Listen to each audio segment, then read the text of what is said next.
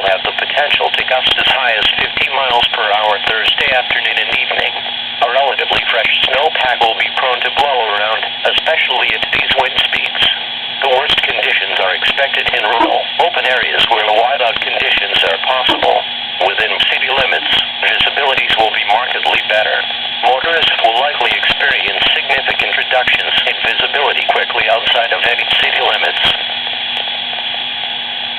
This is weather radio station WXJ88, serving west central Wisconsin. We broadcast from the National Weather Service Forecast Office in JMAN.WiS&S.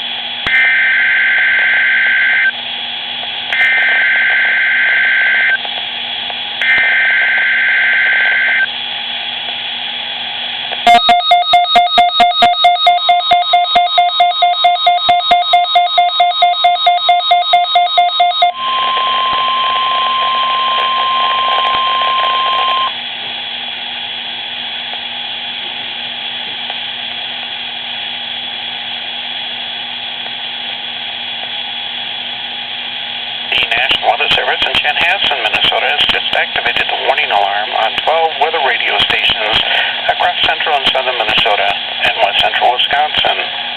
During dangerous weather situations, these specially built radios are automatically activated to warn for the hazard.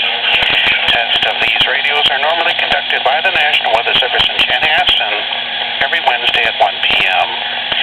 If severe weather threatens the area near the normal test time, the test will be postponed until the next good weather day. The warning alarm will be activated for selected losses, warnings, and statements affecting central and southern Minnesota and west central Wisconsin. This concludes the test of the warning alarm system. We now return to normal programming.